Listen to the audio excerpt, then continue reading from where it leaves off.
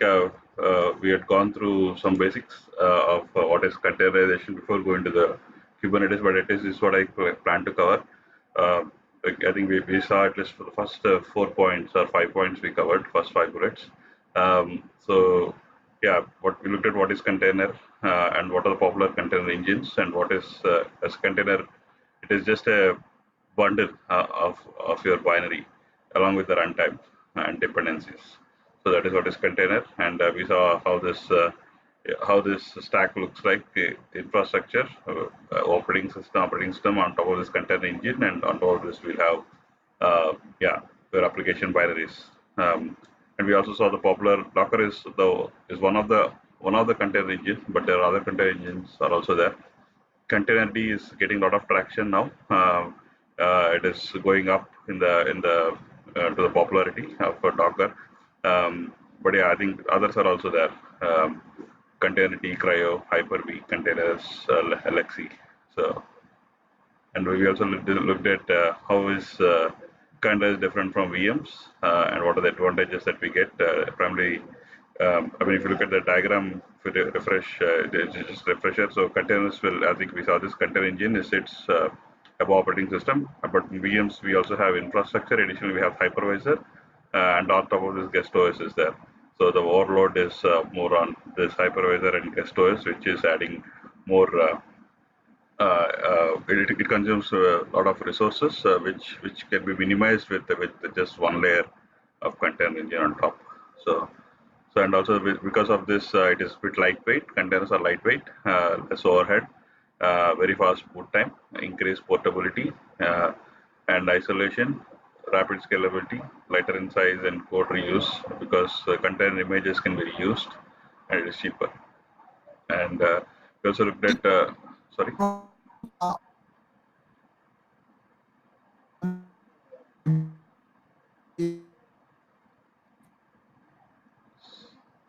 Sorry, we couldn't hear you. Someone trying to talk? Okay, sorry. Yeah, if you have any questions, let me know. I'm going a bit faster because we already covered all these things. So Docker, we saw what is Docker. Docker is one of the popular container engine. So in that, so Docker as a company and also as a container, it is like it started in 2013, and it open sourced the Docker engine, which has become so popular, and it is primarily a package software to run on Linux, Windows, Mac. It will run the same way. If you build a Docker image, it will work the same way in irrespective of what the operating system. So generally, your code, the olden days you give jar as a deployable unit. Now you give container image as a deployable unit for the deployment teams. But the container image can be built on any operating system. So. And yeah, we looked at it works the same way on on-premise, public cloud, private cloud. So it will be the same. So and today we'll see this. We didn't cover this flow, but I think today we'll cover this flow in detail. But typically the development flow will this is how it starts. So when our developer is trying to create a container image of his application, so he'll create a Docker file. And the Docker file, when he run the Docker file, it will create a Docker image. So this image is what is your deployable unit. So this image you can put it into DockerHub, which is a repository of all the images. And whenever you want to run this image, you will generally pull this image. Let's say staging environment or test environment image on this hub. So that's how this works. You will see this in the live with the demo today. Yeah, we also looked at how this Docker architecture. What is the Docker architecture? So generally the commands that we execute are build, pull, and run. From client we execute these commands. So whenever we execute it, it will talk to host, which is a server. And host, there is a bigger component called Daemon, which is nothing but a background job which always listens for commands. So every command that executes on client, first it will go to this Docker Daemon. So Docker Daemon will look at check whether this image is already there. If it is not there, it will pull it from the Docker registry. Let's say you're running an Nginx or some software. You check whether this image is already available. If it is not, it will download first from Docker registry, and from that it will create a container image. So that's how the architecture will look like. It's a client-server architecture, and then client will give the commands and server will execute the commands. And we also looked at, before jumping into that, we are also we're going some basic commands. We're looking at how this Docker looks like. So if you remember, we executed some Docker commands. So today we'll go a bit deeper into these commands.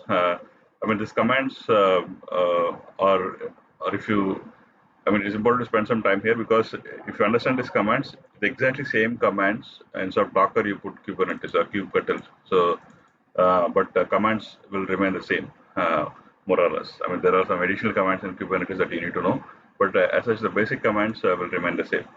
So it is, when you spend time here, it is good to, it will be repetition, it will spend lesser time in Kubernetes when you go there. So yeah, that's why it is important to know these commands.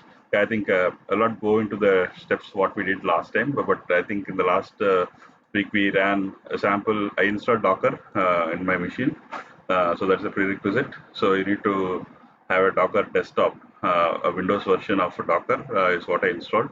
So this is the Docker symbol. So the Docker desktop is running on my laptop, so that is a prerequisite. But yeah, if you look at, this is a Docker desktop where you can see all the various just Docker is running. So apart from that, you can also see various images that are running in my machine right now. I have, for example, we saw the Alpine image, like which is a mini OS, Linux OS. So we can run from here also, or you can use a command line. Command line is the best way to use, and it also talks about how many of them are in use and how many of them are unused. So you can clean up also from here. So it's basic simple UI where you can do some basic operations. So you can also have it also good thing is it also has Kubernetes installed, comes along with it. So so Docker desktop, if you want to run a single node Kubernetes, you can install just Docker desktop. So it comes with Docker and Kubernetes part of this installation. So you can basically run Kubernetes also in your laptop. Yeah, but apart from that, this is what the basic settings. It just tells where is what is the login. Login is required as so likewise the basic commands, and also resources, how many CPU memory you're allocating for this Docker engine. So you can allocate or increase, decrease this memory components, CPU components, and other things. But it's all using your desktop, your laptop's resources only. So yeah, just going back to this diagram, it is the same thing. So this is my laptop infrastructure. Is my laptop. I have a Windows operating system, and all this container engine is running. And for this container engine, I'm telling what is the CPU, what is the memory, and what is the swap. Swap is like if there is any shortage of memory, it will increase by the swap. So and what should be the image size? Like 18.4 GB is used, but I think I allocated around 60 GB max for this Docker installation. So of course, if anything you want to share some files, so you have to give permissions explicitly to share files. I think I will go when we look at file sharing concepts in Docker. Apart from that, proxies and networking, several basic settings, and Docker engine, what version of Docker engine is running, and some experimental features. If this not for production use, but if you want to get the latest, want to try the latest, greatest features which are released, you can enable these experimental features. But yeah, for normal purposes, it is not required. And Kubernetes, so it also currently I stopped Kubernetes. I didn't enable it, but if when we really go into Kubernetes, we can enable this and see Kubernetes also running. Okay, so that's about a tour of a Docker desktop. But mainly this is just for reference. But I think most of the time we spend most of the time is spent on command line. So that is where we would be doing with all these things. What I'll do is now, yeah. So I think in the last session we saw if a Docker is installed, how to run a container image. Hello world is a container image. If that is the image, then you can just do a Docker run. It will run that image. Let's say you want to pull some Linux operating system from DockerHub, you can use the command docker pull. Uh, and Docker images is it will list the list of images. Let me if I run this Docker images on my machine.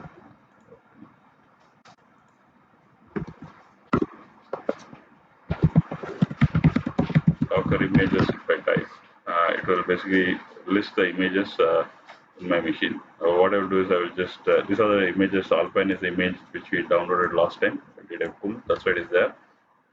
What I will do is I will just do a delete of all these images. 1 minute. I will have a command. I will start from fresh so that you will understand.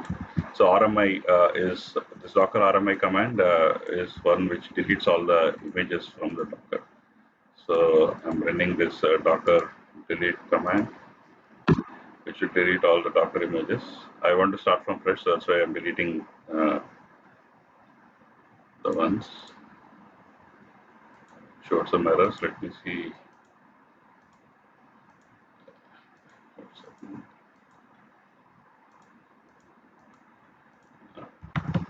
Docker images. Okay, clean. So if you see earlier we had two Docker images. I deleted, I applied the Docker remove command, so which deleted and my images are clean. I don't have any Docker images in my machine now.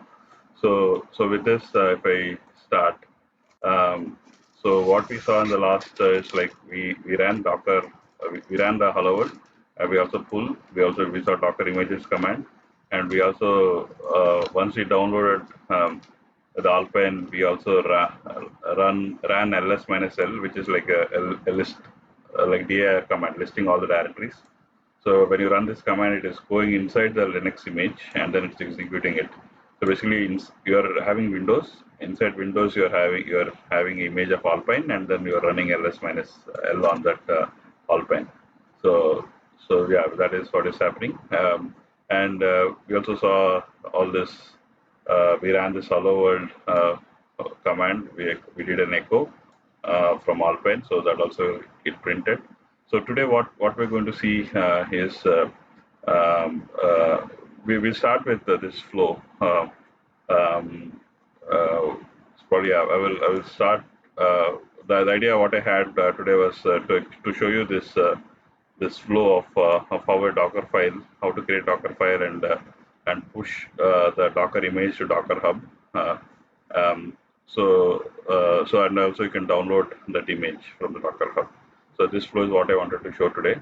But before that, I want to look at some other basics. In the last session, we saw very simple commands like we download the Alpine image, which is a Linux image. We did a hello world. So so those are very basic. But I think let's go a bit advanced. Now what I do is I am now running another Docker command, which will host a static site. Let's say you have a website. This is a sample website. When you say website, it will have a HTTP, right? So when it will run on some port. So I want to run invoke this command, and so I want to see the output of that page. So the what we saw earlier, these are not web applications. Now I'm trying to really deploy a web application now, and see how is it different. Because with this you will understand how to use the ports, how to configure the ports. There is something called inside port and outside port, so we will understand that. Because these ports are very, very, very important concepts in Kubernetes. So unless you understand these ports, how this works and how to configure a port, how to configure a port or allocate a port for Docker, once you go into the Kubernetes, it will be a bit tougher. So yeah, spend some. That's the reason I put this topic to understand how to configure ports in Docker. So yeah, let's do one thing. So let's run this sample Docker image static site. So static site is a Docker image which is already hosted on DockerHub. So again, I'm just doing it directly. I'm trying to run that command. So what this does is it when I run this command, like what we saw in the last session, first it will check the daemon set in the architecture diagram that we saw. Whenever you executed this command in this architecture, when you do a Docker run, this daemon, the call is actually going to the Docker desktop, which is a control engine which is running on my laptop. Right, we'll go to this. This is a Docker host part, and Docker daemon is running here. So, so it will check whether this image that we're trying to download, the static site image, is already there in my laptop, which is not there because I deleted everything. So nothing is running on my laptop right now. So yeah, so nothing is running in my laptop right now. So it will try to download that image first from the Docker registry. By the way, where is this Docker container that we are trying to download? It is in Docker registry. This Docker samples static site is in DockerHub. I'll show you where is this, how this DockerHub will look like. But for now, we understand that it's a public site. Your sharing stopped. Oh, is it? Okay. Oh, sorry.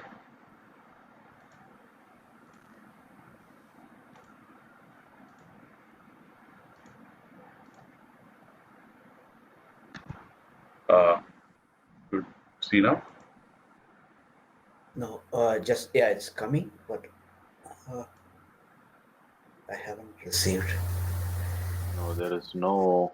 Maybe my issue, or I do not know this. No, I don't see it either. I don't see it either. Yeah. Okay. 1 minute. I think your computer session is gone. Actually, only your now it's coming up. Yeah, presentation is coming. Yeah, it's coming up. Yeah. Okay. Could see now? Yes. Okay. Yes. Okay. So yeah. So what I'm going to run is this Docker sample site. So let me open this command line.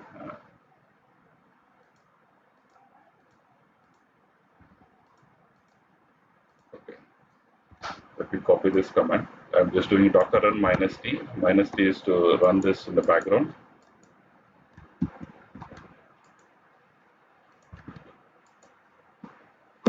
Okay. So it says it unable to find this image because I deleted everything, so nothing is there. So it is unable to find it. Then it's trying to download this Docker sample site. So you can imagine this sample site is your web application that you either develop in Java or .NET or whatever, Python or whatever. So you can imagine that is some web application that you created, and instead of giving the binaries, you're giving a container image. So, and this is a container image of your static site. So now, if you look at it, it downloaded everything and read a pull from. And now, if I say Docker images, I should be able to see this at least listed. Yeah, so now it is there. So here, if you see, it says latest, which means the tag is important. The tag, if you're not mentioning any tag here, I mean colon tag, you can also give. If it is not giving it, always fetch the latest. But if you're interested to specifically download a particular version, you can give colon 1 or 0.1 or 1, 1.1 or 1.2, like this. You can give a specific version, download a specific version. Okay, so this is size and other details. So, and now let's say if we just say Docker PS is to list all the processes running. At this point, this one, if you see here, this Docker sample site is running here. Now, of course, I can do a stop also, and I can do a remove with this Docker stop, and this. If I want to stop this, I can say Docker stop, and this container ID is what is there. So if I can use this container ID to stop it, and remove is for Docker RM. RM is remove. Remove this this container ID. So everything will have container ID. If I expand this, everything will have container ID. So this container ID is what is unique for every image. So you can remove it or stop it. If you want to do it, you can use that image here, container ID here. Okay, I'm not doing the 3 and 4 now, but I'm now trying to run this site. So at this point, what I want to do is I want to yeah, this probably I think we can do it.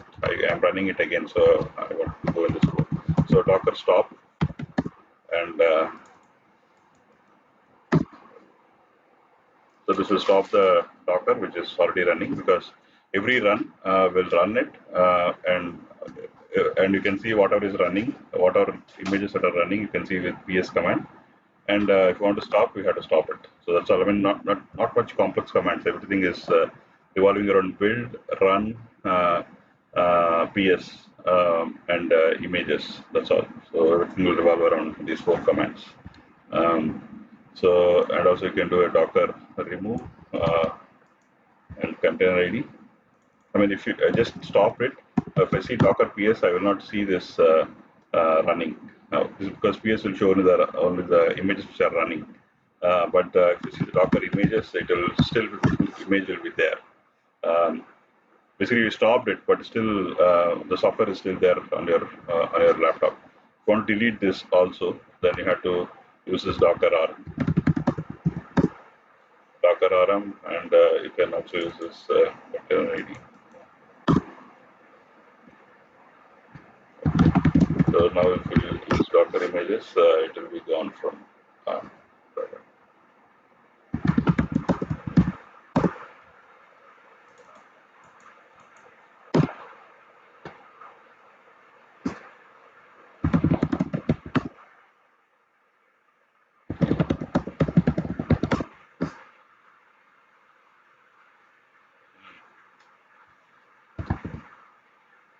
let me try Docker RM myself.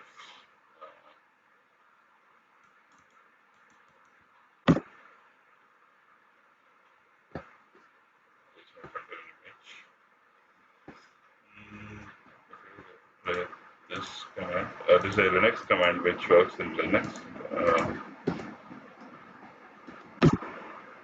It's basically listing all the images, and then it is doing a remove.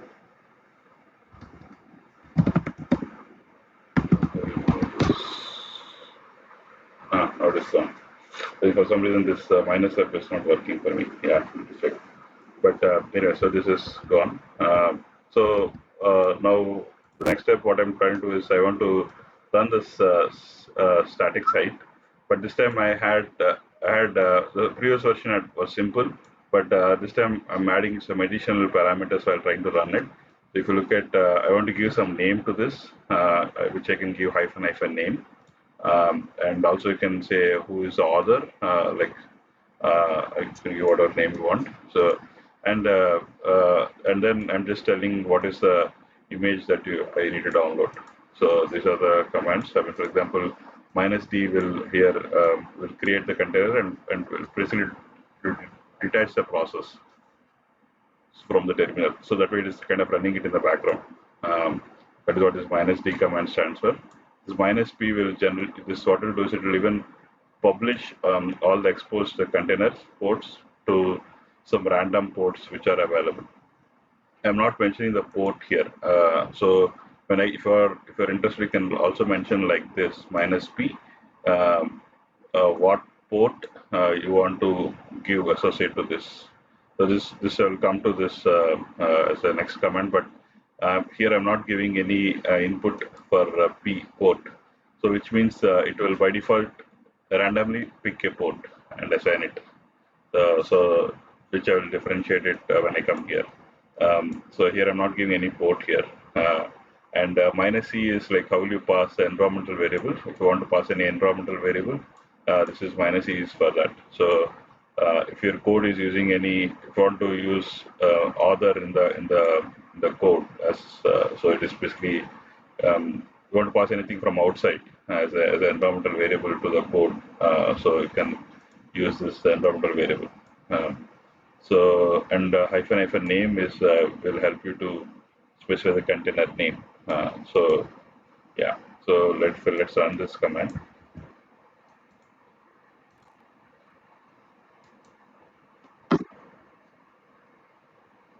again, it is not, nothing is there. We deleted everything, so it is trying to download it again.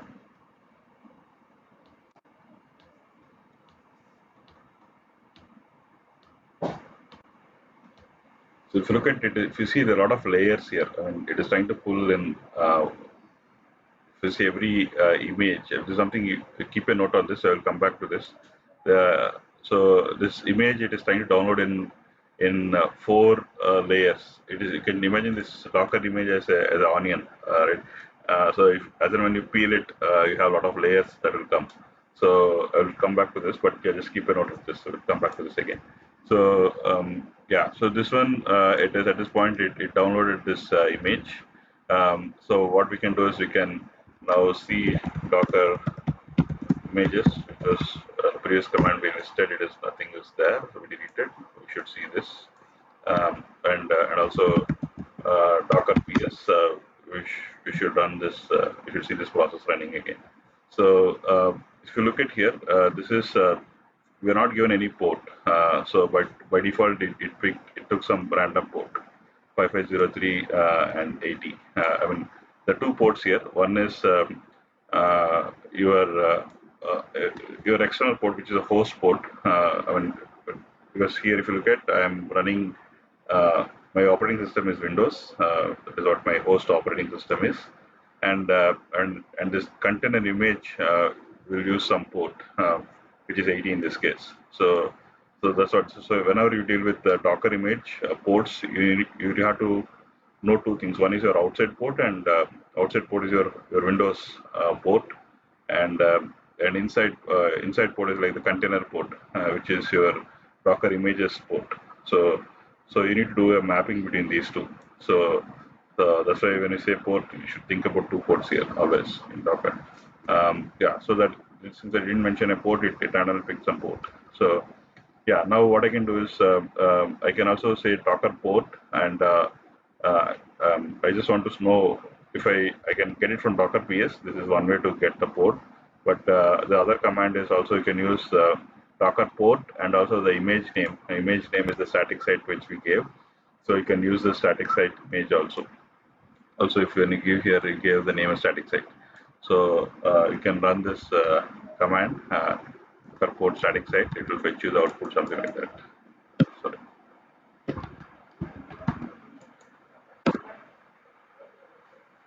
Okay, so here it is telling you there are 2 ports which are exposed, one for 443 port and one for 80. 80 is your default web port and 443 is a secure port. So by default, it created both these ports open when you ran this command, and on your Windows, this is the port which is open. It randomly assigned this port. So what you can do is now you can directly run this this port. Either you can use localhost or you can type this. Yeah, it's up to you. So what I will do is I'll take this port. I will go to website.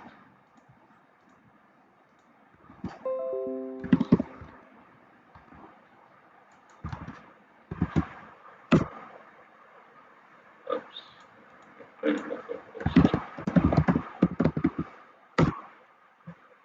Yeah, so I think you should use localhost. So here, this is output that we got from static site. So this is a web application, simple web application, which is just printing the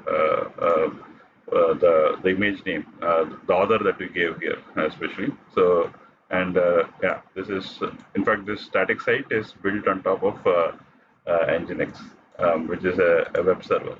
So yeah, so that is this output of this. So now we understood how a web application will be there, how it will be using the ports. So now, if you look at here, I'm now running another Docker run command,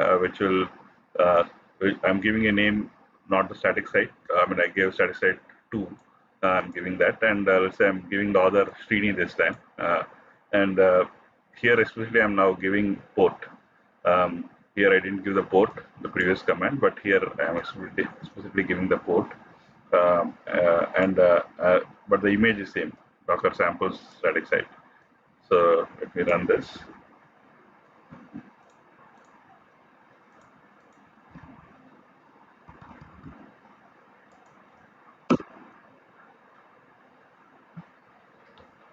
Okay, so it now generated it. Now, what I can do is I can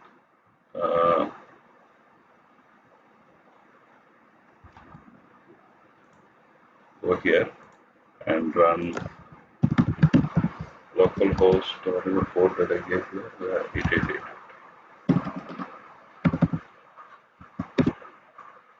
Okay, so this time it gave Srini. So I mean, basically, it is nothing but this code is. I'm not going to the code, but yeah, it is just printing whatever is the author name. It is taking it and then it is printing a hello author. So simple application. Okay. So this is what it will look like. So you could run as many instances as you want, right? Yeah. But if it uses the same port, then it won't work. It will go. Yeah. Of course, the port is already in use. It will give you the information saying port is already in use. Right. So yeah. So basically, if you see here, the same Docker samples have two instances running on different ports. So if I just give to validate that, you can also see Docker fields. So if you see, there will be two static. It's the same image Docker site, but the container ID is different. And the first one is using the specific port which you mentioned, and this is a random port which it auto assign. So the names are different. The static site 2 and static site. Okay. So yeah, so that is about. Just want to show you the difference of how to use the ports here for a web application. That is the idea of this exercise. Because I can again same thing, same Docker stop.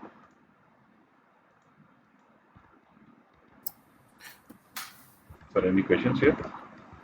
Shyam, here, in case if the port number is given, it is in case by mistake or if we are running the same port again, will it override the existing one or won't the second one won't run? How is it handled?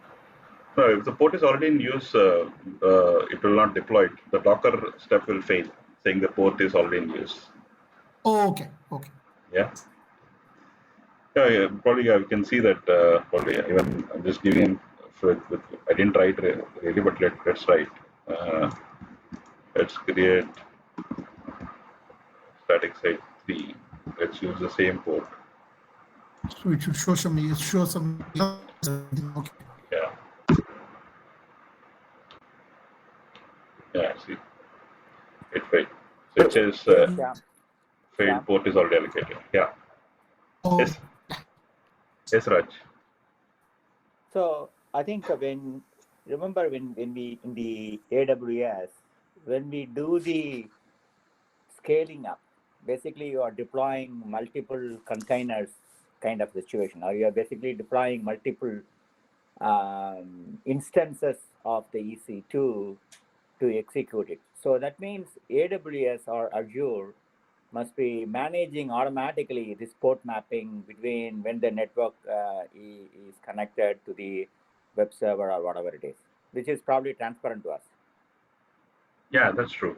I mean, you can. There's no difference compared to a jar or a container. It is just a deployable unit. But what ports? Let's say if this port is deployed, or this container image is deployed in a network. I'm talking about VNet. I'm talking about VNet boundary that we discussed in the cloud, right? So the VNet, all the rules of VNet still applies even if you deploy container image. You have to open the port.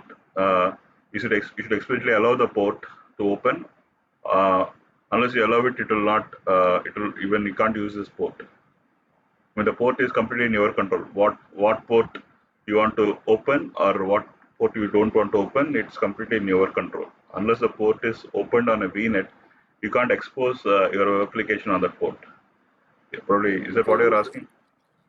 No, I think partially you may have answered, but what I'm trying to understand is in the case of scaling or auto scaling, basically, you're correct me if I'm wrong. The deploying multiple containers for scaling up or scaling down is similar to deploying multiple EC2 for scaling up or scaling down. Correct?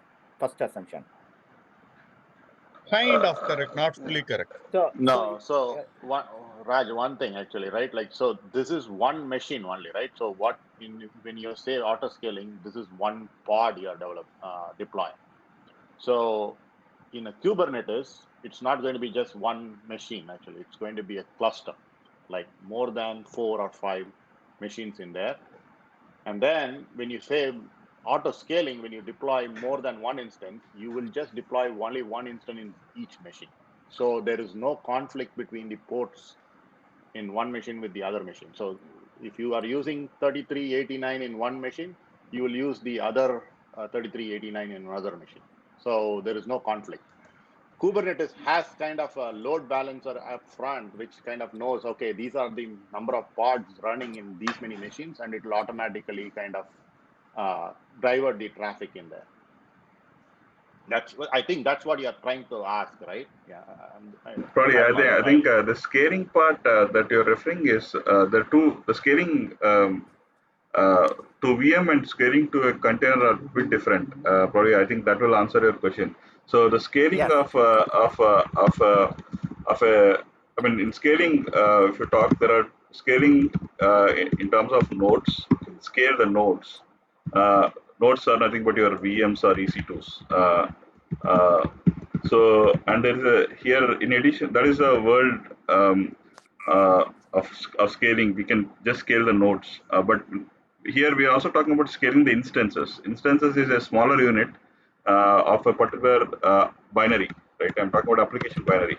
So this is instance. We call this instance. I mean application instance. So here we're talking about application instance. So this application instances can run in one node or multiple nodes. You can run in both ways. So when you talk about scaling, here we're talking about in this layer scaling, but I think you're talking about scaling in this layer, right? So I mean both can be scaled. I mean it is possible to scale both. Okay.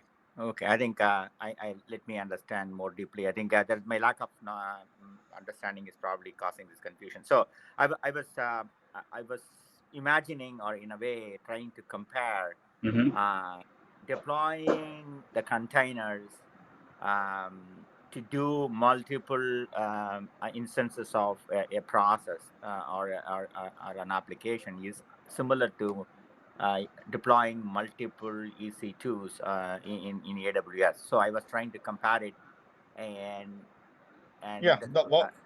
So Raj, what you said is correct. Basically, even if you have one node machine, you could say I want to scale my application to 5 replica.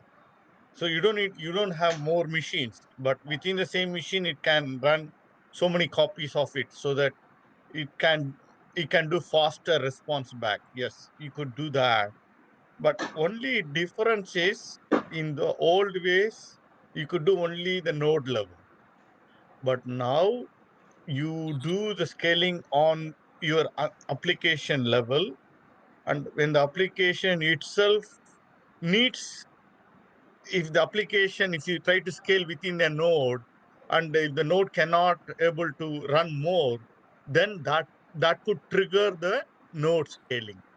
So it's kind of whatever the old thing was there, still the current application architecture is going to use, but not immediately. It will try to scale the application within your existing machine first. Once the application machine doesn't have that resource, it will try to get a new machine. Actually, Okay. when Docker will run, it has a particular port always it will run. So automatically it can be initiated. I mean, so it cannot be a multiple instance. We can run it. If you want to run it multiple instance, then we have to go for the Docker swarm, or we have to use the Kubernetes. Yeah. Okay. Yeah. Okay. Yeah, I think Raj, once we get into Kubernetes, you'll understand the difference, because we're going to create both. I mean, we'll create a node and also we'll create the instances, and we'll try to deploy the instances inside the nodes. So then you'll get more clarity there. Okay. Thanks, Yeah. Shyam. Yeah. Thank you. Okay, so let's move on. So I think now what we saw is we tried to deploy or run a samples web application, and we also tried to use explicitly give the port, and also we gave, without explicitly we giving it, it picked randomly some port. So we saw both this, and we also just randomly tried assigning same port again. It failed, right? So that is so this port is completely in our control, so we can decide which port we want to use. Sorry. Okay, let's move further. So what I will do is I will just delete this static site. So stop it. Sorry. I'll also remove it. So under the stop is yeah. This is really for the application. It takes some time. Yeah. So okay. So you can also use rm-f, which will forcibly delete. So So now if I see Docker PS, I should not be able to see the processes running. So it's all clean because we deleted them. So that's all. So if you look at the summary, it's all the same. And then we are rotating the same commands: run ps stop rm. Yeah, and then also we'll look at that's all. Logically, these are the images that we tried so far. So you can also use tags. So you can, for example, if you're interested to do a pull of a particular Ubuntu image, I'm not doing this because it will take some time to download. But you can also give the specific version that you're interested. You can give image name, which is Ubuntu, colon, and tag name or a specific version. So it will pull that. But if you're pulling without any tag, then it will pull always the latest. So that's one difference that you need to know. So when pull, you can give a tag also like this. Okay, so from where it is downloading? So that was our question, right? So it is all the images we did, Docker run, pull, all this are should be somewhere hosted, right? So now that's where we're going to see the Docker Hub. So Docker Hub is a repository of all the various images, like hub.docker.com. So you can go here. So here you can see this is a Docker repository of all the popular images. So yeah, this is my login. So I could host this is my ID. So I am just the sample app that I installed here. But I think if I go to the Docker Hub outside.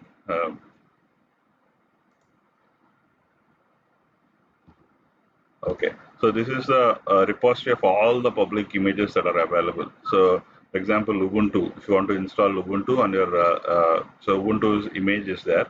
So you can download this Ubuntu image or Redis or Postgres, Node. Yeah, so all the popular images are all already hosted. One important thing that you need to know is like even I could upload some image. You could upload. Anyone could upload. But there's something called official branding, which is there here, official image. So this is the official image, which means this company as Ubuntu, they're marking that this is my company's, this is my product's official image. So, and also you can see the stars and downloads also. So for example, same Ubuntu can have multiple versions hosted in this Docker Hub. But yeah, don't download randomly anything. So it could also can have virus, which you don't know. So better to download the official image, so that way it is safer. So yeah, so likewise you can search any. Let's say if I'm interested in Java, so I can search Java here. It will fetch you the OpenJDK. OpenJDK is the standard JDK library for Java. So if you want to install JDK or Java, just is the only command. Docker pull OpenJDK. So that's all. It will fetch you the latest image. But let's say if you're interested in the older version, then you have to mention specific tags. You can go here in the tag section. Here you will see a lot of tags that you can see here. So Docker, like these are various versions. So you can see here if you're interested in this Oracle Linux 8. So this is the Docker specific command. So after colon you mention the tag name. 17 Oracle Linux is the tag name that you can mention. So yeah, so that is about this Docker. If you see latest, a lot of tags are there. So you can specifically go to any older versions. If you're interested, you can go and get it. So there's so many versions were also here. So you can go at for any older versions and download it. So the old way of doing it, we generally download this Java software from the website. either in form of exe or some library where a jar file or something, we'll download it. So that the trend is now moving towards the container images. So we now download as container image, not the binary or exe. So that is a trend now. So similarly, when you download it, similarly you can also upload it. So whenever you want to give some software to someone to use, or you download some fancy software and you want to push it for others to use it, so you can push it. In sub pull, you can do it. The only difference is push. I will show you. We'll see that push also. So you can do a push, so that you can push it to the DockerHub. So this DockerHub is a public repository of all the popular images. But the only thing is, but if you're interested, I mean, this will work just like GitHub. You can upload anything, anyone can see it.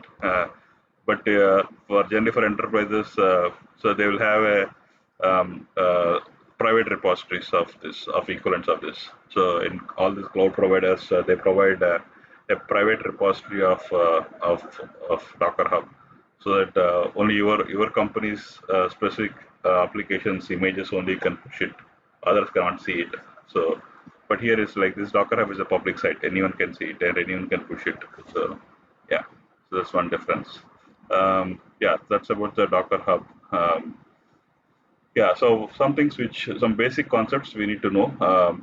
So if you look at here, I think we just discussed this basic image versus child images. So this is the base image is what we see here. Mostly, if you look at here, these are all base images. Mostly DockerHub will have auto softwares that we're trying to download. They all will be mostly base images. For example, if you want to download Ubuntu, this will be called base image. Let's say on top of Ubuntu, you want to install your Java application. So then your Java application will be a child image on top of base image, which is Ubuntu. So that is the difference. So there's always your Docker starts with a base image. And on top of the base image, probably Ubuntu or some operating system generally will be a base image. So on top of the base image, which is most probably an operating system or a popular software like any popular software like .NET or Java. So you start with a base image, and on top of that, you deploy your application image. So that's called as child image. So that is one difference we need to know. So base images are images that have no parents. Usually images like OS, Ubuntu, Alpine, Debian. So these are all various Linux operating systems, but this is just samples. You can, a lot of, most probably these official images could be base images, generally speaking. So child images are the images, your own custom application that you developed could be a child image. So that is one difference. And also this, sorry, another question? Shyam, this is my question could be very basic. Sorry about that. But this Docker, for example, if I'm getting a base image, is it not the same thing like in AWS? I'm asking for a Ubuntu machine for this kind of a CPU, this kind of RAM. So give me a machine, a virtual machine like that. So the same thing I'm using a Docker. Is that all, or what is it that is different here within the Docker here? Yeah, I mean, it is, you can install very well Ubuntu on your laptop, but it is very well possible to install anything on your laptop. The same thing is also offered in cloud. Just that the difference is if you are running out of space on your laptop, you can easily extend it in cloud. That's the only difference. Okay. No. My question is not about laptop. With AWS, for example, I am asking for a virtual machine. So I will still be connected to the cloud only. So this Docker is also on the cloud only. So base difference I'm still not able to make. So both seems same to me. So that is why I'm asking. So what is the advantage of this Docker? It is just the software, man. See, for example, in your laptop, you are trying to install some software, right? For example, you want to install a Word software. Okay. How do you do before? You try to get the exe and install it, correct? Okay. Nowadays, what is happening is everything instead of using the exe way, they just go to this DockerHub and you could just get the image and run the image. Same thing. It is just executing the software. That's it. No, Okay. Bala, it's not an exact one apples to apples comparison that you're doing actually, right? Okay. In Mm. AWS, what you're asking for is an actual server computing machine. So it comes with CPU, memory, everything, right? Correct. Correct. In Docker, what you're saying is, I want this particular runtime environment. That's all. You cannot Okay. say I want this much CPU. I want this much memory. It is the runtime OS that you are asking for. Like, it's basically saying my application, I want to do this. Actually, I want to run it on this particular application. So Okay.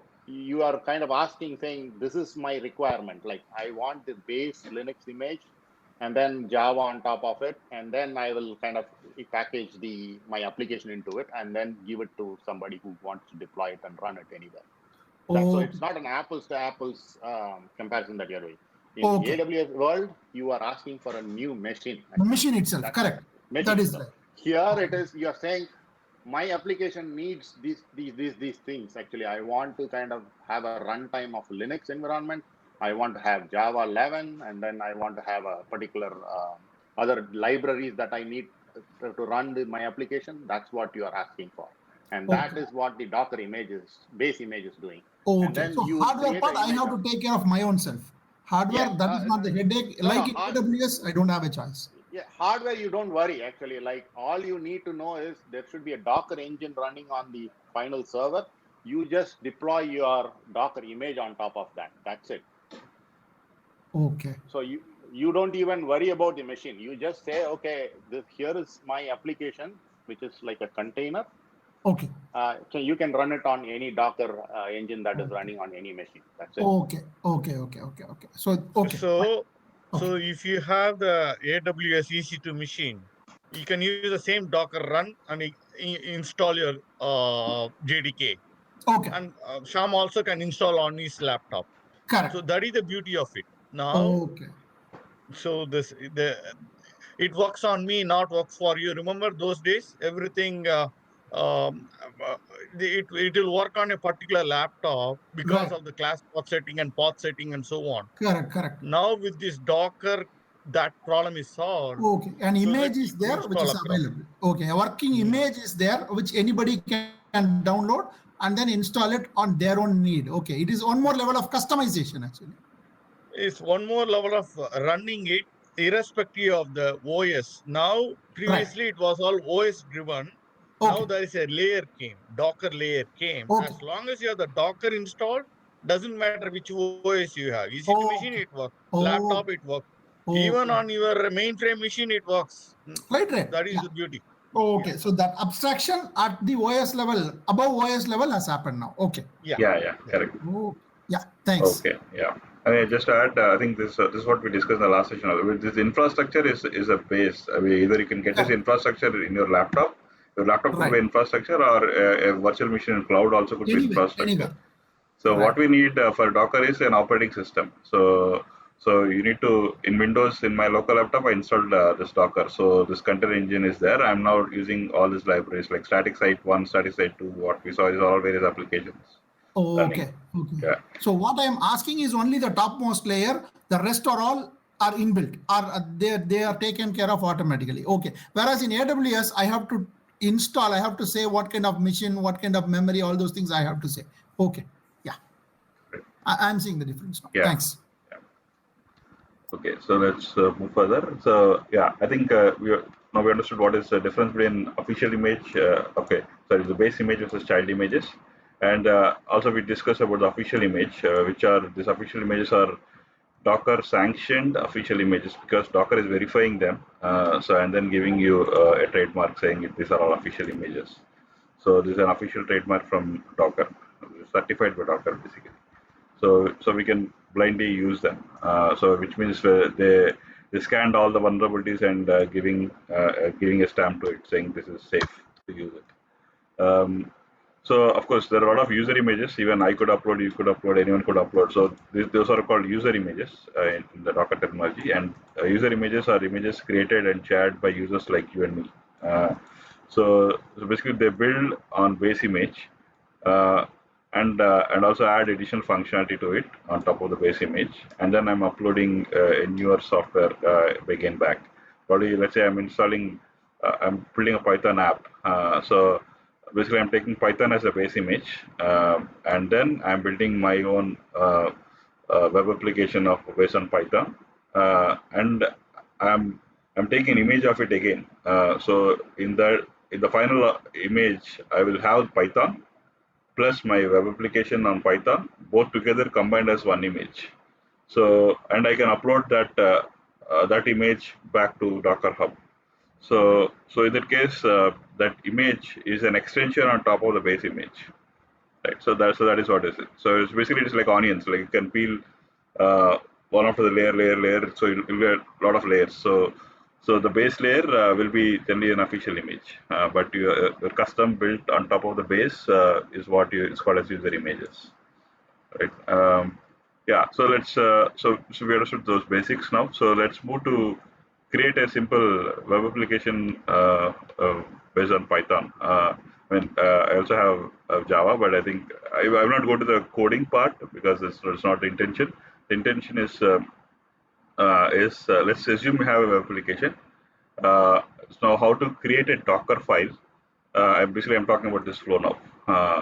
So let's say you have a developer has some web application developed in Python or a Java. Okay. Now how will you create a custom image of your application?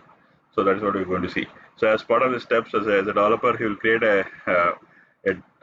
once he's tested his application independently and it is now ready for deployment. That is where the stage I'm talking about.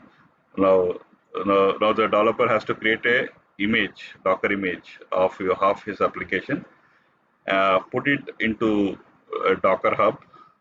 I mean, I'm using DockerHub, but we can in enterprises they use they will not put in DockerHub. They will have an equivalent of DockerHub, which is private repositories they will have. But for our sake, let's discuss. Let's put this in DockerHub, and also let's try to download this custom image. That is what we're going to see now. So if you have to differentiate how it is the world before Docker, as a developer, you create a Python application and you give a Python library or a code. If it's a Java application, you give a jar file to the developer, to the deployment teams, and they will deploy it. The only difference is now you create a Docker file and create a Docker image out of it, and then you give this image to the deployment team, and they will deploy this image. So that is it's a jar or binaries are now changed to images, Docker images. That's the new world difference. Anyway, let's look into a simple Python application. It's not complex. So this is Python Flask. Python Flask is a web-based application for Python. So what I'm going to do now is this is a sample.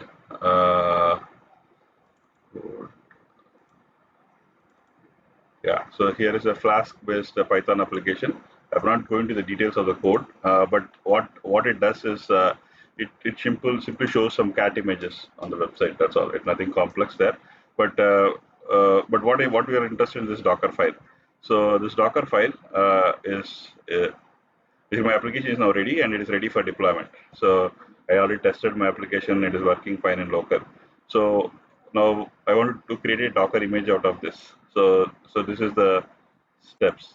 So this is a Docker file is what I create. I mean, whatever you saw earlier is all some commands, but I'm putting all these commands into one file.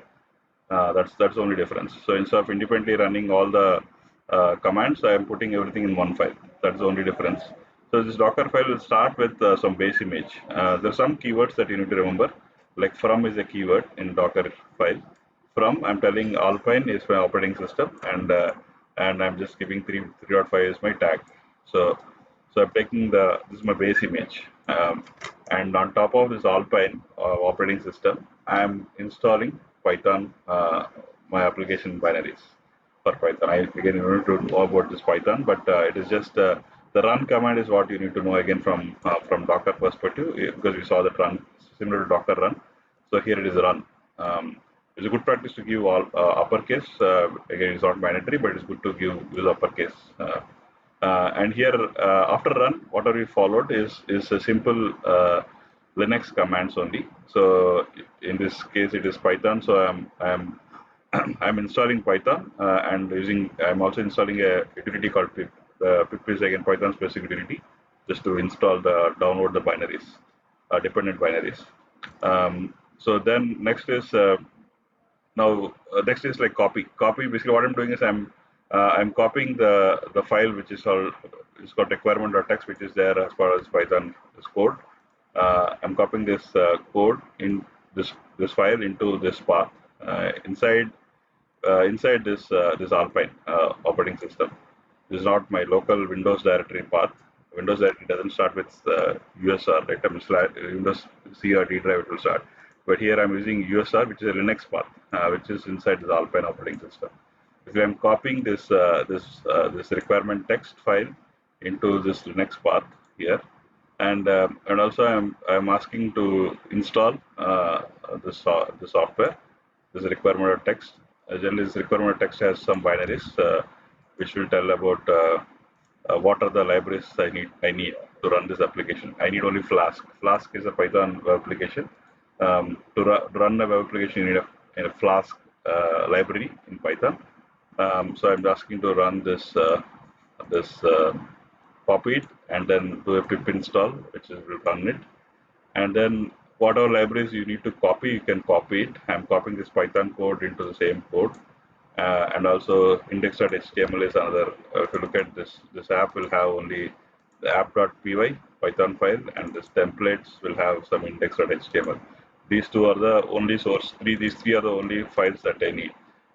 I'm copying this from my Linux machine to this operating system path. I'm putting it inside this path. So I'm using copy command here. And then I'm telling to expose port 5000. And then I'm asking to start the application, which is app.py. So I mean, you don't have to know all these things, but I'm just giving a highlight how a Docker file will look like. So generally, these are the keywords that you need to know in a Docker file. So from the base image and run what you want to run, and then this copy whatever you want to copy to this base image. Okay, I'm copying all my code. I mean, if you want to give this code and ask someone to deploy it, what you will give? You will basically we will give this entire code, right? And we'll ask them to deploy it in the same way. It's nothing different. So here we're just giving all these things in command. That's all. So we are asking to copy this file, and also run this library, and also copy other files, and then all the copy step is done here. And now we are asking to expose to run this. I need some port. So the web application, so I need to expose some port. And now I'm saying start. Start is like I'm telling this is my Python application. Start it. So Python and start it. That's all. So this is simple instructions. Whatever we taught in our Java, everything will remain the same. So you'll have a base image. If it is a Java application, you'll run this library. Basically, you will install all the Maven or using some libraries to install the libraries. You need to run those Maven libraries, and then you will expose some port, and then you start the Java application. Same thing for .NET. So the concepts will remain the same. So that's why it is language agnostic. All these things, you just need to remove the basic commands from, run, copy, expose. That's all CMD. So these are the commands that you need to know to create a Docker file. So yeah, so now let's go to, let's try to start this application. So this is a Docker file that we saw. So what I'm doing now is, now develop. So can you go to the Docker file once? Yeah. Just show the Docker file. Yeah. Okay, so Bala, many of us came from mainframe background, right? So we can even put the system Z here. The mainframe application operating system Z. You could just say from the corresponding instead of Alpine, you can get that image of the system Z. Then you can run the mainframe application on your laptop. So see, now the world has shrunk, right? Laptop is a Microsoft thing. Linux won't work in Microsoft thing, right?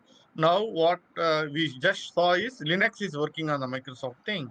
I'm just stretching again, saying that it could be a mainframe system Z thing You can just, as long as there is an image, base image called systemz there is an image I saw. You could just get that. Then you could just run an application on the mainframe. As long as you have a Docker install on your laptop, you can run your mainframe application on your laptop. Yeah, that's true. I think that is the power of this Docker. So Bala, you understand? Yes, Srini, yes. You can run your mainframe application on your laptop now. That's the power. Yeah. So the mainframe should have the Docker installed. So that is the requirement. That Docker is the image, not Docker image. As long as, see, there is a Docker image there is a parent image called Alpine, which is a Linux system, right? Okay. And there is can you go to dockerhub.com, Shah? Just go there and search for systemz. You will see that. Right. This is very important because 3 or 4 people here all came from the mainframe background. This is going to really make them interested in the whole technology. So this is one of the thing is application can run only in the respective operating system. That is the myth for last 30 years or 40 years, right? Now that layer is gone now. As long as there is an intermediary called Docker image publicized, I don't think AS400 has that. But if you go for the IBM systemz, so what should I type? Systemz, is it? Systemz, yeah. IBM. Search for IBM. Yeah. You'll see the thing. Right? Within that, you should be able to see systemz image. I think it will be a big image, Srini. I think mainframe, they are not trying to string the entire mainframe in here. But yeah, I mean, it depends on, like, the DB2 warehouse is there. Okay, that is there, right? Like, so if you are trying to run a DB2, yeah, there is an image. No, even systemz, I'll send it to you. I just saw that. Google it. I got that thing. Getting started with the Docker and systemz.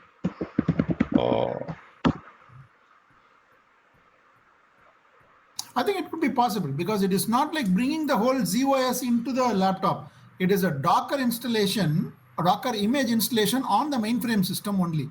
So that should be possible. No, you have to understand this. Linux, right? Like now it's so widespread. It is there in embedded system. They have shrunk it to such a small thing. Alpine is like 40 MB or 50 MB, right? Wow. So that is why it's widely adopted, and it is like the most modern thing that is going on. Okay. Old operating systems, you could do that, but the image size, right, is going to blow up. Like maybe it's going to be 1 GB or 2 GB, right? Like that is, I think that is not, I mean, you can do it, but I'm not saying you cannot do it, but I'm just saying it's a little. I just sent you the link, Shah. Just get the link. Yeah.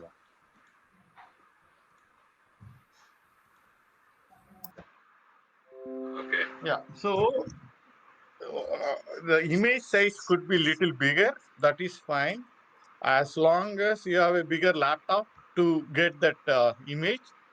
See, now the barrier, what I'm trying to get it, your barrier is gone. Your software can work only in your operating system. That barrier is gone.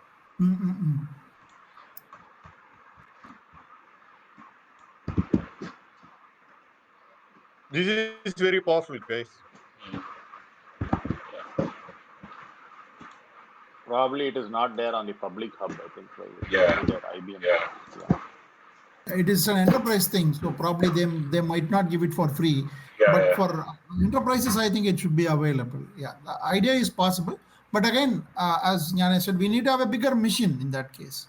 Okay, it will be a huge image because it contains bigger, not mainframe machine. Bigger laptop is good enough. That's what I'm trying to get at.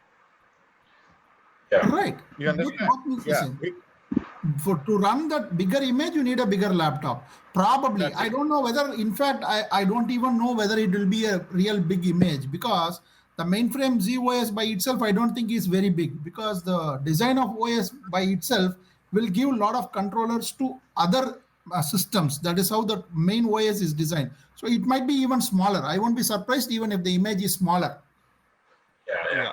That's true. Knowing the other side of it, knowing the ZOS side of it, I'm saying. Yeah. I think many years ago, people who have worked on the microprocessors, they might have seen something called emulators. You have Exactly. what is known as cross compilers and cross emulators. Basically, you can develop another complete microprocessor application on another platform, Correct. basically emulating it. Correct. I think probably these are all the some of the older. I think the concepts. Somewhere I read. Correct. Correct. Somewhere recently I read maybe the original von Neumann concept. The von Neumann concept is the computer architecture that was generated 40, 50 years ago. That hasn't changed yet until the quantum computing, the next level of computing comes up. So in the current architectural scheme, I think these are all the benefits of portability and scalability that is taking shape now. It's a dramatic, positive development, but I think the roots have been there for many years. Now it is available to everybody in everything. That's probably the benefit of it. Yeah, but since you brought that comparison, Raj, I thought I will mention this. Running a unique system on a mainframe was unheard of before. You have to have a shell that is being installed in OS. That was a requirement. Now that is not there. Even if just a Docker is installed, you can still run a mainframe version of Unix on your own laptop. Is the freedom that we are getting now. That was not possible on the basic emulator before. If the Unix is not installed on a mainframe, even with the emulator, it was not possible even 20, 30 years ago to run a Unix, but now it is possible. So that is a big change. That's what I understand from here. Yeah, I think that's correct. I think I think the open source movement has dramatically changed the landscape of cross-platform development and compatibility and scalability. Yes. To be honest with you, I'm not from the generation of the GitHub. So my generation, just to say how backward I am on that, never heard of the GitHub and the open source movement, which came up some 10, 15 years ago predominantly. I think that opened up, even Microsoft has succumbed to that, and that's the way it's going now. Yeah, that's true.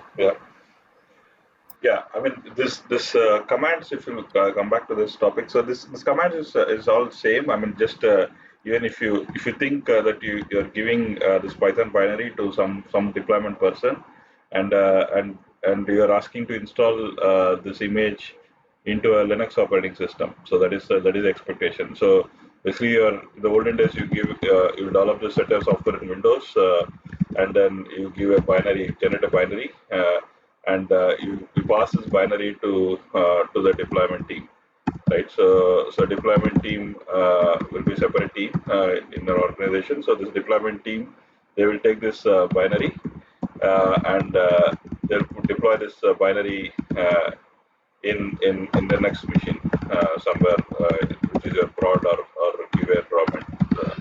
So where they deploy this binary image into the Linux machine. The concept is same, but same thing. What we are now giving here is we are giving the runtime of your Linux itself because because your end environment is anyway Linux.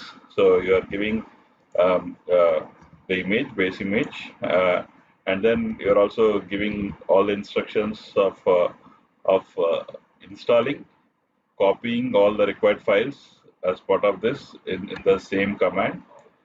Since this being a web application, and you're also telling which port you want to run, which port you want to expose, and then you're starting the application.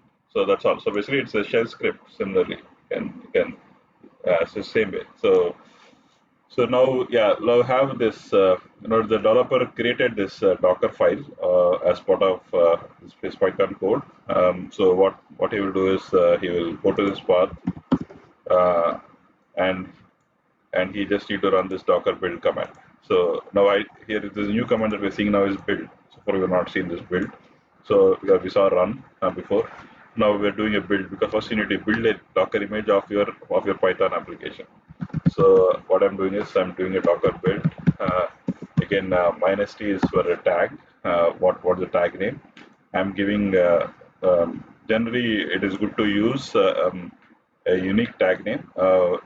Generally, it's good practice to use your DockerHub ID if you're using DockerHub as your image, because this will also deploy your code into the DockerHub if you want. So I want to give my DockerHub ID and I want to give some name, my first app. So this is the name that I'm planning to give for my image, and of course Docker build, you need to tell where is the source. The source could be some path, or in my case I'm already in current directory, I'm giving a dot, which means I'm telling look into the current directory. So I'm taking this command. I'm already in the path, so I'm just executing this command. So it is not trying to build it will not look anything. It will just look at your Docker file. It will run all the instructions in Dockerfile. On the left hand side, you can see step 1, which is Alpine, from Alpine 5 here. So that's the first step. It is trying to pull, download. It is downloading the Alpine image because it is not there on my laptop. Step 2, it is running these commands. Let it run.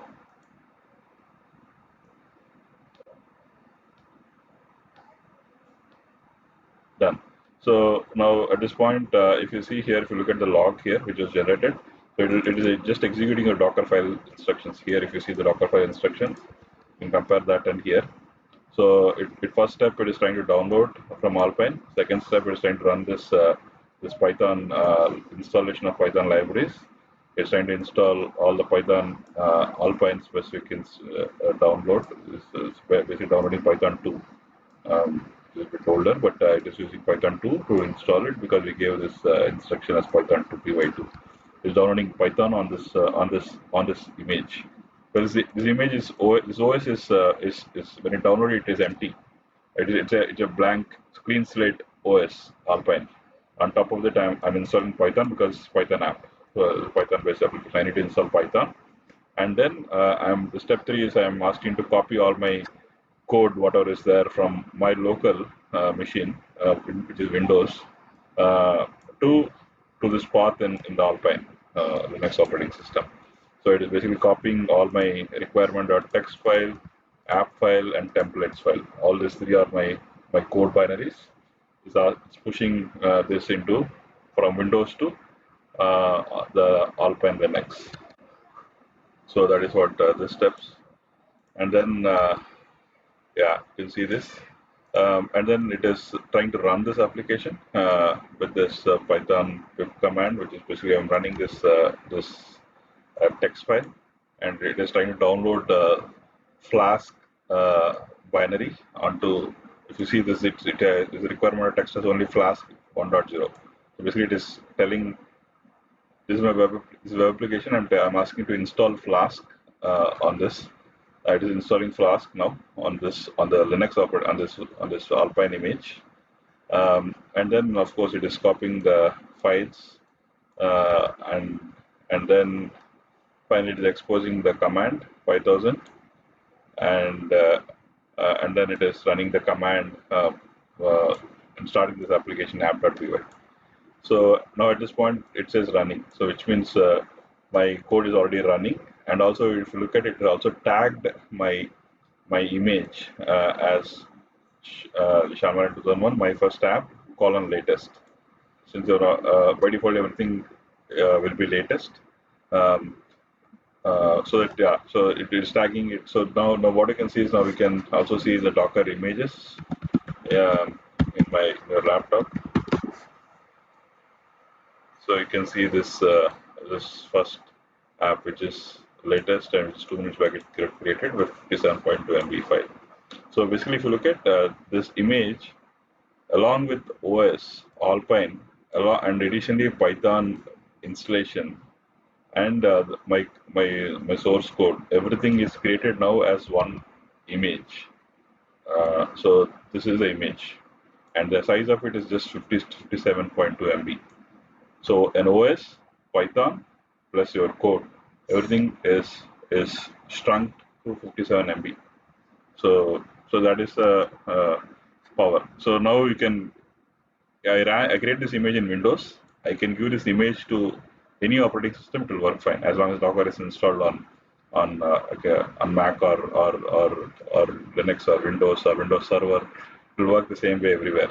So yeah. So now I built this Docker image. So now what it will now let's try to run this. I just built. So I didn't run it. So now I'm actually running it. So as per run again, you know what port you want to expose and what is the name, and then you need to tell what is the image. So Docker image. So I'm running it.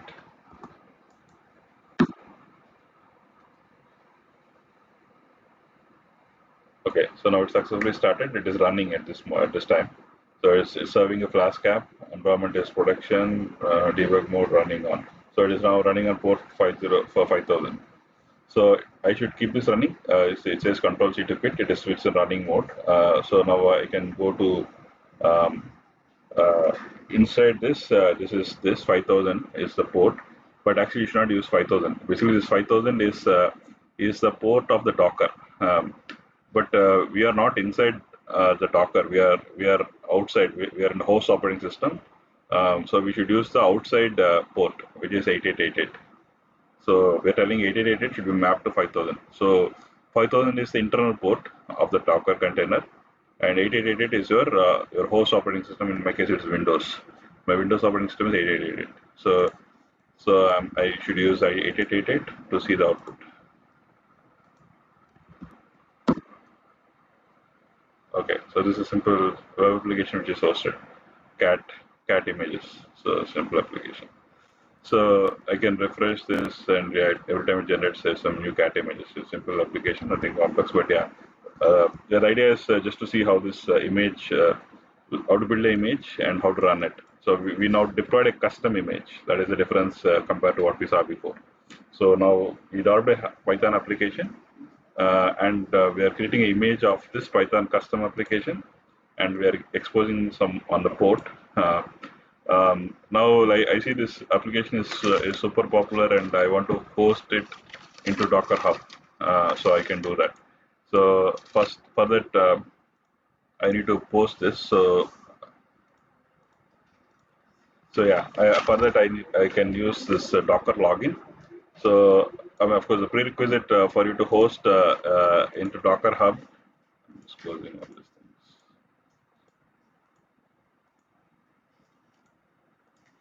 Yeah, so the prerequisite to host the Docker image is, the DockerHub. Yeah, the prerequisite is you need to create an account. That is the only prerequisite. So I created my account, but yeah, anyone can create it. It's free. So once you create an account, so my account ID in this case is I just use my Gmail ID, which is Shamaran2001. So this is my Docker ID, DockerHub ID. So this DockerHub ID is my user ID to this. Sharing again, it's disconnected. Oh, is it? Okay, sorry. I don't know why it is suddenly interrupting.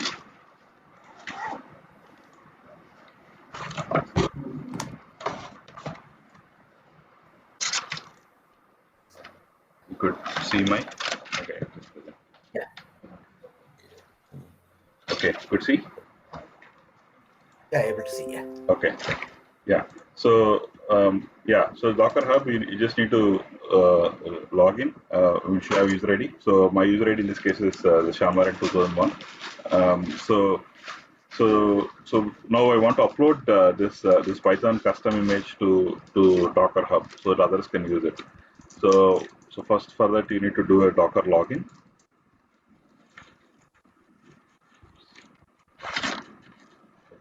So Docker log. And, open multiple windows.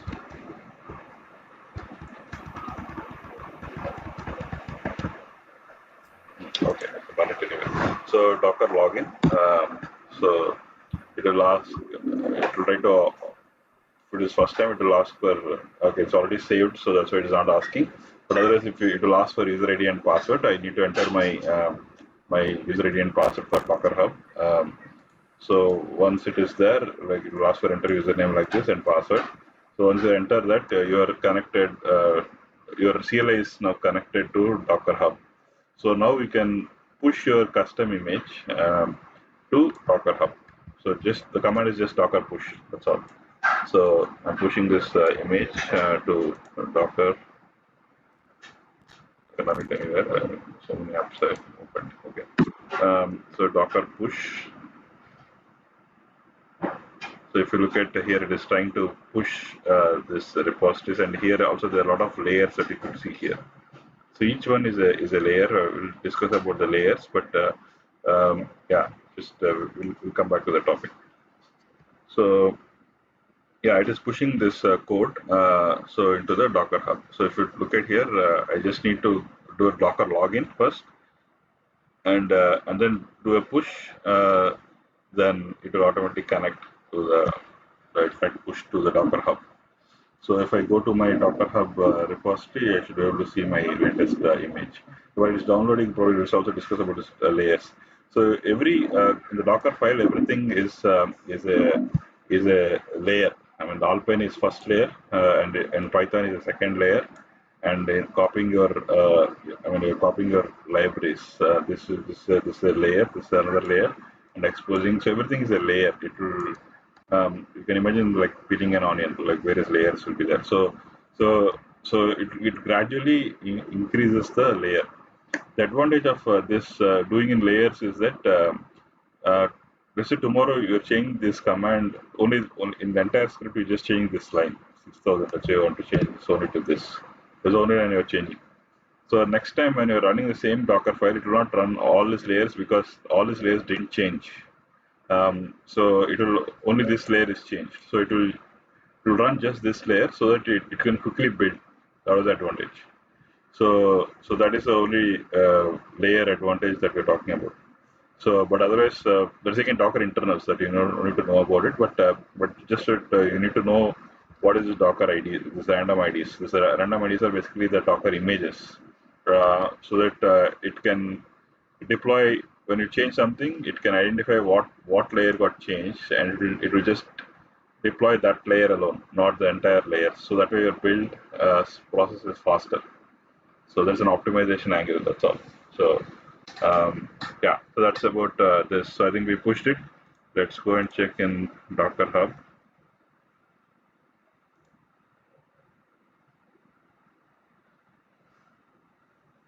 Yeah, uploaded a minute ago. So this came here. So now, so this is, I can create a repository. I didn't create a repository, but if you are interested, you can create a repository and push your code to specific repository also. That is also possible. But I'm putting it inside my my base login page itself, my home page itself. So of course now anyone can look at. They can download this image. So it is very well possible. Now if I go here. Here, if let's say if you want to download this Python application, now you just need to apply this command. That's all. In order to have anything on your, you should even have this code. So you can just run this command. If Docker is installed, that Docker should be installed on your machine. That is only prerequisite. If it is installed, you can pull this image.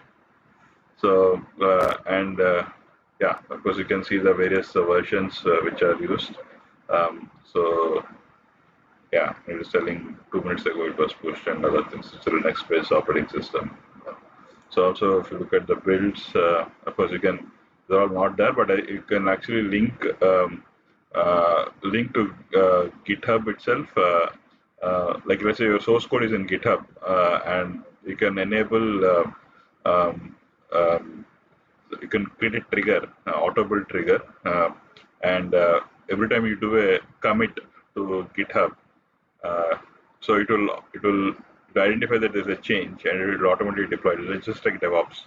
So it will look there's a change. It will look at your code in GitHub and then yeah, it will try to see if there is a change and then it will try to deploy it.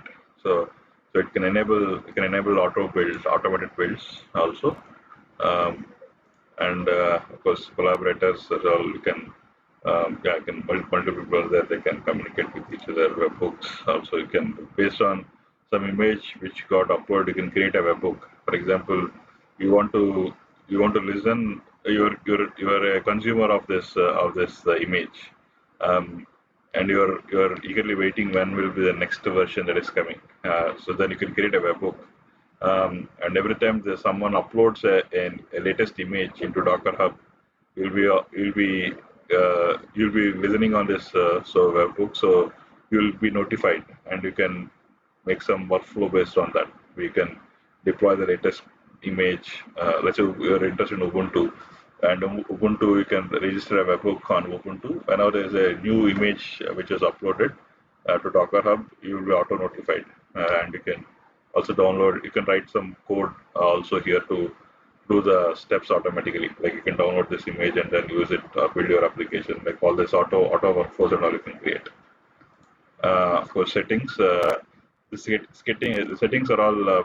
This is what the container security that we're talking about, which is the last email that I was referring. So this security world is become so popular now because everyone started using these containers, and we're taking a base image. But there is also possible that the base image could use some other base image inside, right? So it is like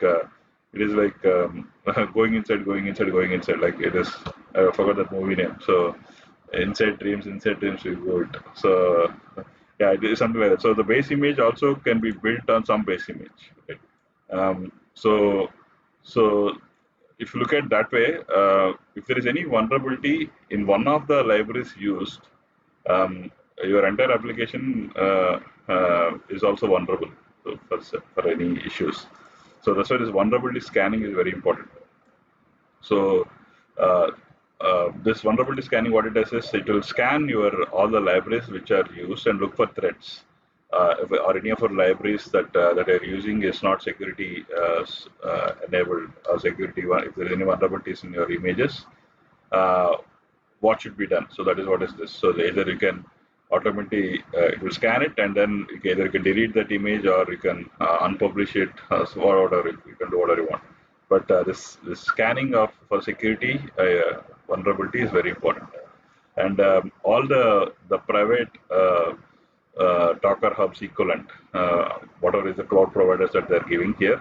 So they are also improving on this vulnerability scanning because it's a security threat. So they're adding all the latest, greatest security knowledge inside this container world now. So to ensure that your image that you upload is safer.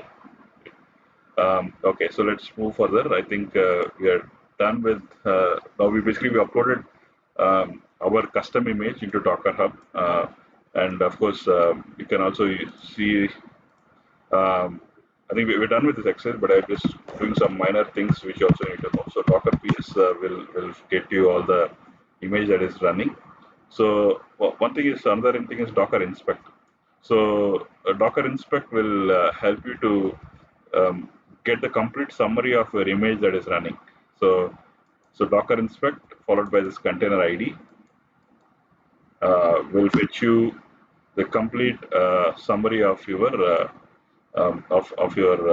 Docker image that is running. For example, if let's say you're interested in what port it is running, okay, you can get that information here. So it tells what is this is a Docker Inspect command which I ran. It gave a very big summary report.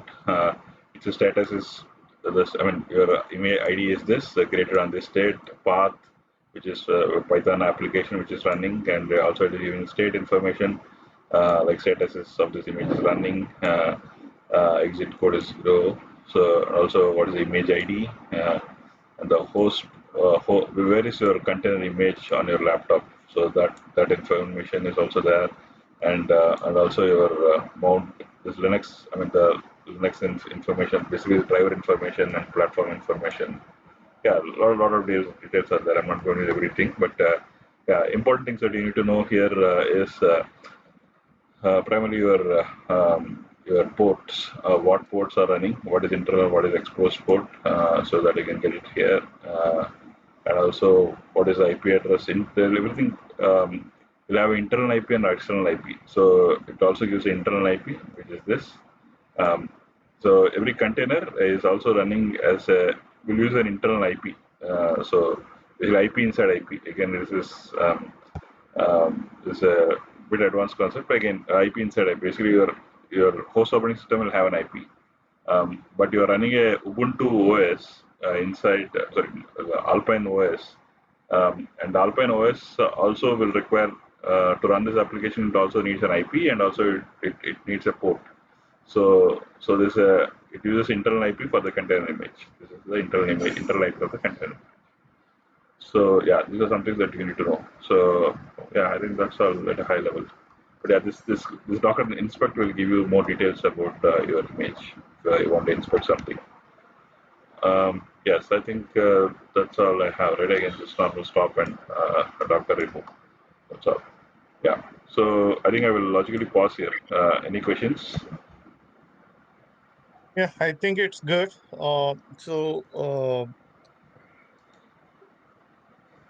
These are all very good, interesting chapters. Initially, it's all going to be very well received, and like the peeling onion, the more the details we go, that's where we have to manage our time. It should not be too boring. So we'll try to manage it. Okay. Yeah. I mean, anytime if it is not, it is boring, please let me know. I will stop it. I mean, I want to go bit deep.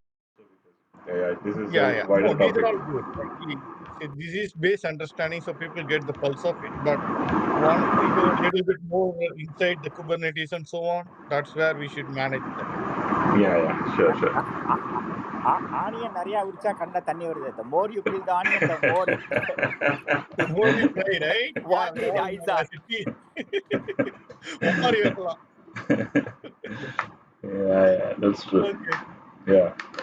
Okay, I think we with this summary, right? I think today, if you look at, we learned like how to create a custom image and how to deploy it, and also we looked at how to deploy a web application and how can you give a ports, and also we looked at how to create a custom Docker file for your application, create a Docker image of a custom application, and deploy it into DockerHub.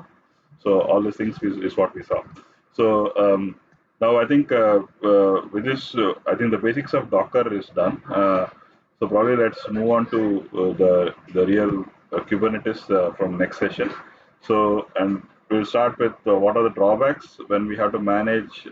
Okay, one Docker image, two Docker images is okay to manage, but imagine there are in a typical web application or any application, there will be multiple Docker images you need to manage. So suddenly there will be complexities coming. So that's where Kubernetes will add you. So help you there.